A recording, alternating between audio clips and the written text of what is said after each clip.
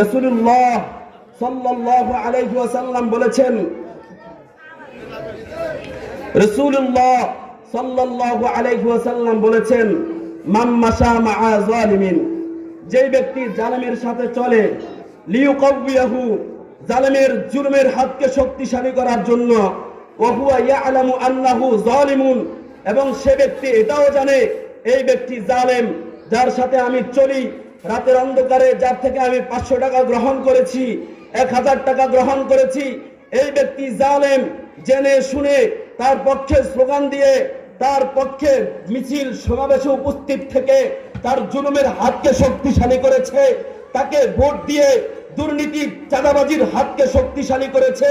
আল্লাহর হাবিব সাল্লাল্লাহু আলাইহি ওয়াসাল্লাম বলেন, ফাকাদ খারাজা মিনাল ইসলাম, ওই ব্যক্তি ইসলামের সীমানা থেকে বের হয়ে গিয়েছে।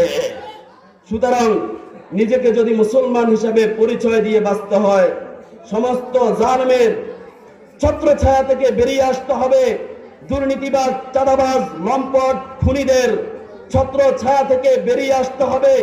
আল্লাহওয়ালা, তাহাজ্জুদ গুজার পীর সাহেব চরমনায়ের হাতে হাত রাখতে হবে, পীর সাহেব চরমনায়ের আহ্বানে সাড়া দিতে হবে।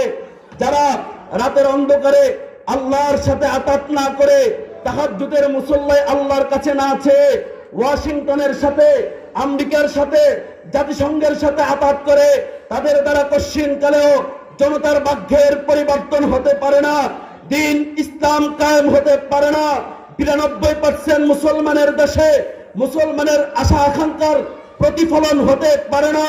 জনগণের ভাগ্যের পরিবর্তন যদি করতে হয়, 92% মুসলমানের দেশে মুসলমানের আশা আকাঙ্ক্ষার প্রতিফলন যদি ঘটাইতে হয়, যারা তাহাজ্জুদে বসে আল্লাহর কাছে চায় আর দিবালোকে সূর্যের মতো স্পষ্ট ঘোষণা করে ক্ষমতায় গেলে জাগতিক পছাগন্ধা গণতন্ত্র সমাজতন্ত্র নয়, জাতীয়তাবাদ ধর্মনিরপেক্ষতাবাদ নয়, বরং ইসলামী শরিয়ায় প্রতিষ্ঠা করব, একজন মুসলমান হিসাবে, ইমানদার হিসাবে সেই শক্তির হাতকে শক্তিশালী করাই আমাদের দায়িত্ব।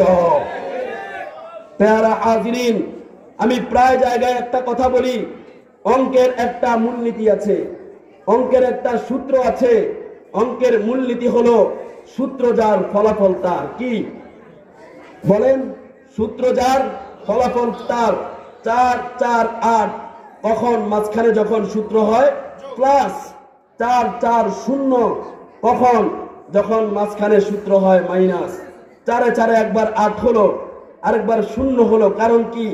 মাঝখানে সূত্রের ব্যবধানের কারণে সংসদ, এখানে যদি সূত্র হয় পুরানো পচা গান্দা গণতন্ত্র সমাজতন্ত্র, বস্তুবাদ, পুঁজিবাদ, জাতীয়তাবাদ, ধর্মনিরপেক্ষতাবাদ, সোশ্যালিজম, সেকুলারিজম, খোদার কসম কশ্চিনকালেও জনতার মুক্তি মিলবে না। নিরন্ন মানুষের খাবারের ব্যবস্থা হবে না, বস্ত্রহীন মানুষের বস্ত্রের ব্যবস্থা হবে না, দুর্নীতি, চাঁদাবাজি, লম্পটগিরি, দর্শন, খুন খারাপিয়ার জ্বালাও পোড়াও বন্ধ হবে না। সুতরাং যদি জ্বালাও পোড়াও গণদর্শন বন্ধ করতে চাও, দুর্নীতি চাঁদাবাজির কবর রচনা করতে চাও, ন্যায় ইনসাফ প্রতিষ্ঠা করতে চাও, দেশের সংসদে সেকুলারিজম প্রতিষ্ঠা করলে হবে না। দেশের সংসদে গণতন্ত্র সমাজতন্ত্র বস্তুবাদ পুঁজিবাদ এ সমস্ত জাগতিক মানব গঠিত তন্ত্রমন্ত্র গঠন করলে হবে না।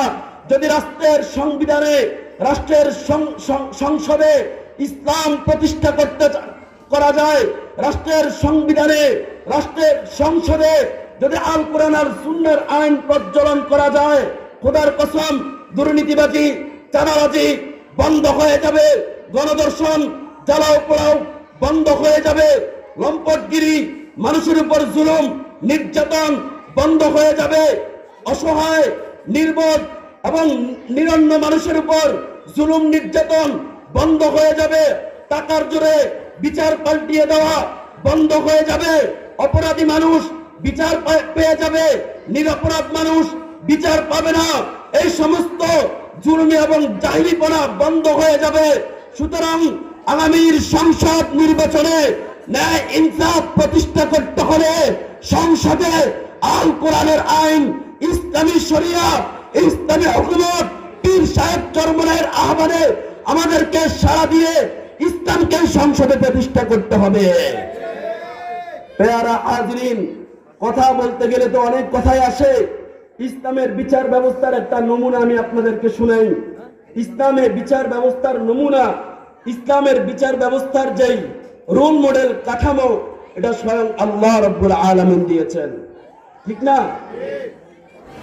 আল্লাহ রাসূল সাল্লাল্লাহু আলাইহি ওয়াসাল্লাম ইসলামী কথা বলেন না।